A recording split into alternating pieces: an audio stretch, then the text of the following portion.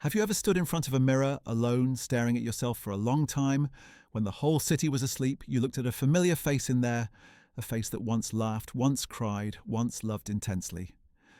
But now, you feel completely unfamiliar. You looked into those eyes and just wanted to ask one question, a heartbreaking question.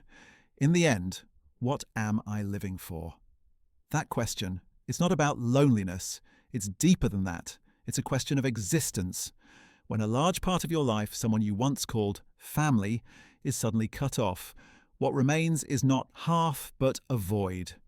You don't just lose a partner, you lose a habit, you lose a role, and most frighteningly, you lose the image of the future.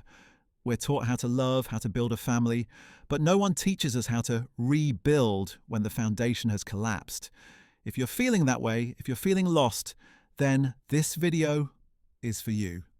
Don't go anywhere, because today we're not just going to talk about heartbreak, we're going to find our compass again. What is the biggest mistake I see people make after divorce? You know, they rush. They rush to find someone new to fill the void. They rush to work to forget. They rush to show that they are okay. But life purpose is not a coat you can rush to put on to cover up the cold. It is something that must be warmed from within. The reason we lose direction is because for too long we have aggregated our life purpose into the common purpose of both. I remember an old client of mine. She was a perfect wife and mother according to society's standards. For 15 years, her life purpose was husband and children. She was proud of that. When the marriage ended and the children were grown, she told me something I could never forget. "Honey, I don't know who to cook dinner for anymore. I don't know what to do when I don't have to iron his shirts tomorrow morning." Mai didn't lose her love, she lost her reason for her existence. She lost the role that she had used for 15 years to define herself. Be like Terry, a successful businessman. He and his ex-wife built a company together from scratch. His purpose in life was a shared dream. When they divorced, it wasn't just a division of assets, but that dream was torn in two. He said, now he has money, but he doesn't know who he is building this empire for. For what? You see, both Mai and Terry are stuck, not because they have nothing, but because they are used to defining their value through others or a shared goal. Divorce, in a cruel way, snatched that identity away. So, how to find it again? Not by looking for a great purpose like saving the world, but by finding yourself again. And this is where we need the 5-minute self-discovery exercise, and to what I call the inner compass exercise. You don't need to go anywhere, just a pen, a piece of paper, and 5 minutes of absolute silence. Let's do it with me. Minute 1. Breathe and return. Close your eyes, take a deep breath, feel the air filling your chest. Exhale slowly, letting go of all judgments, all worries about the past or the future. In these 60 seconds, you have only one task: to be here right now in this body. Feel the heaviness or lightness in your chest. Don't resist, just acknowledge. Minute 2 to 3. Truth list. Open your eyes, divide the paper into 3 columns. Don't think too logically, write with emotion. Column 1. What makes me smile so freely? Write at least 5 things, not things that should make you happy. Things that really warm your heart. It could be as simple as the smell of coffee in the morning, the sound of rain, seeing a hot girl, an old song, or simply the feeling of sitting down to eat with the whole family.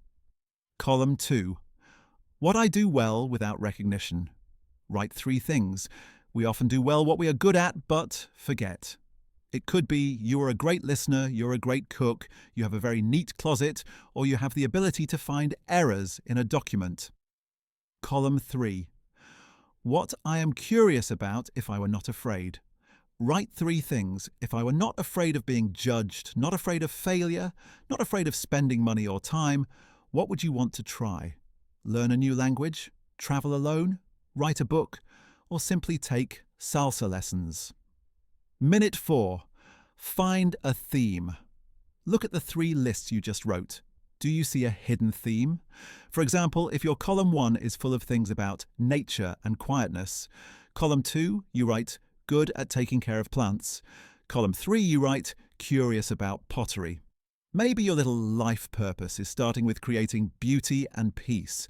If your column 1 is helping someone, column 2 is good at listening.